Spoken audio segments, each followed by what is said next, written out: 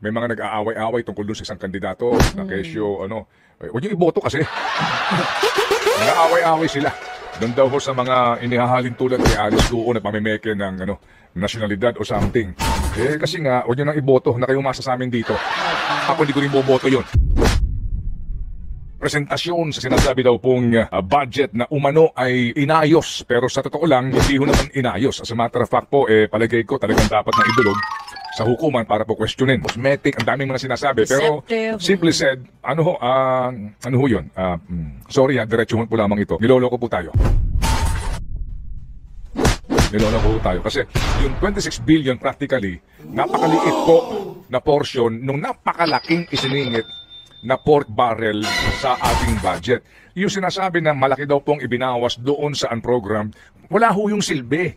Hindi dapat counted yun. Hindi dapat counted yun. Kaya when you count it in totality, 26 billion lang. Yun lang. Pero, napakalaki nung iniwan pa rin. Guys! Bagong taon na, guys! Bayan Happy New Year, guys! Dumi-dumi mo! Guys! Bayan Happy New Year, guys! Guys! Gagawing operasyon sa mga guerrilla operations po ng Philippine Offshore Gaming Operations, itong mga pogo na ito.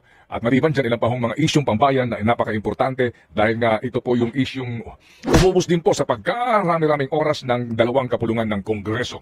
In fairness po naman, meron pong nahita kahit papaano doon po kay Alice Guo, nalantad yung katotohanan ng kanya pong mga pamimeke. Ngayon po kasi sa ating live chat dito, may mga nag-aaway-away tungkol doon sa isang kandidato na kesyo, huwag niyo iboto kasi.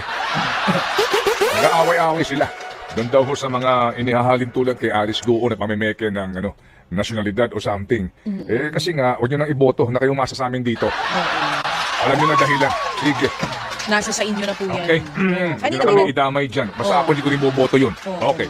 Sige. Okay. Sige, inaantay pa natin si Yusek Gilbert. Pero may nag-comment dito kanina na nananawagan dyan daw sa Maynila. 3 araw na daw na walang nangungulekta ng basura. Oo. So sila daw ay nananawagan. Manawagan sa akin, di man ako mayor yan Mayor, kay Mayor Honey Lacuna sila nananawagan. Binanggit niya. Asa ba mayor? Oo, si Mayor Honey. Pero tama yung sinasabi mo na gawin na ako sa Maynila nitong nakaraan. Ang dumi po ngayon. Nagulat ako. Ang nalanga po. Ano nangyari? Nandidimahid, no? Ang dumi-dumi. Nandidimahid sa dumi. Opo. Dumi-dumi mo! Ang gulo. Ang gulo. Pero sana nga po kasi bagong taon na, baka magbago sila ng gawidi yan. Guys! Bagong taon na, guys! Bayan Happy New Year, guys! Dumi-dumi mo! Guys! Bayan Happy New Year, guys! Guys!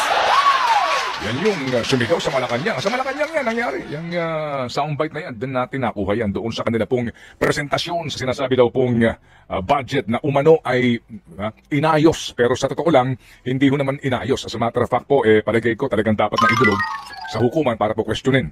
Cosmetic, ang daming mga sinasabi. Pero simply said, ano ho yun?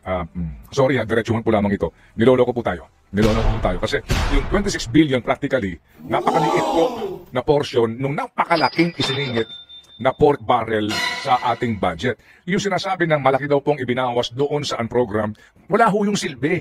Hindi dapat counted yun. Hindi dapat counted yun. Kaya when you count it in totality, 26 billion lang. Yun lang. Pero, napakalaki nung iniwan pa rin. Pogo ng mga guerrilla, hindi po yan, ang ating inaasahan, hindi na yung malawakan, malakihan. Parang ngayon din, sa Isabong, meron pa rin naman mga guerrilla operations. So, ganun po ang ating maaaring paghahambing dito. Sigurado at sigurado, meron po dyan na mag-ooperate pa din.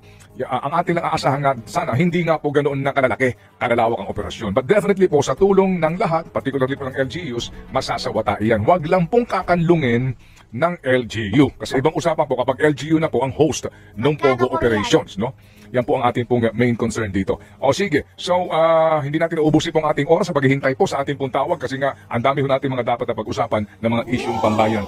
Babalikan ko lang itong usapin po nitong MRT7. Yung pong in charge dito po ay ginagalang ho naman natin kasi nga actually may mga nag-file nga ng leave ang pasok po sa Lunes na Naunawaan po natin yun, lalo na ho yung mga regular na mga empleyado na nag-uubos po ng leave, no? Sa gobyerno ho naman, ganun din po naman yun. So, hintayin po natin yung mga magpapaliwanag dito. But basically po, lamang nga ng balita po natin kanina, yung pong mismong panawagan ng DOTR sa sinuman pong interesado. Kumbaga, nagbukas sila ng imbitasyon sa sinuman pong consultant na maaari pong magbigay sa kanila ng pag-aaral dito po sa mga sinasabing design na binago para po sa pagpapatupad nitong MRT-7 project. Binigyan po natin ito ng mahabang panahon sa ating Think About It. Yan po ay maaari niyo pong panoorin po pa rin. Ang title nito ay No Ease of Doing Business. Ito po ay ating isang papawid noong pong June 4 ng 2024. Dahil kung nyo maaalala din po, lumantad at nabalita po yung katotohanan na nagkaroon na naman po ng panibagong delay ito kasi yung issue ng right of way at pagtutol ng lokal na pamahalaan sa San Jose del Monte, Bulacan. Okay, ano ba itong balitang ito? Ang binabanggit po dito, nag-aalok ang gobyerno sa sino man na maaari pong tumulong sa gobyerno, sa DOTR particularly, para gumawa ng pag-aaral kung tama ba yung mga disenyo na binago ng MRT-7. Tama ba sa usapin po ng teknikalidad? Okay. MRT-7, 573.65 million pesos. Kumbaga itong kanilang opening bid para sa mga consultant dito. Kalahating bilyon. So kailangan pa natin gumasta ng kalahating bilyong piso para tulungan po ang DOTR. Hingyan natin ang panig po dito ang DOTR. Bakit wala ba silang sarili nilang mga technical na mga tao dito? Assuming po na kulang nga sila sa mga tauhan, talaga bang kinakailangan pa po nito sa dinami-dami ng changes po nitong planong ito? Okay, babalikan ko ito dahil nga napaka-importante po kami mismo na taga Quezon City looking forward po dito sa ating pong mass transportation system na ito na ang tawag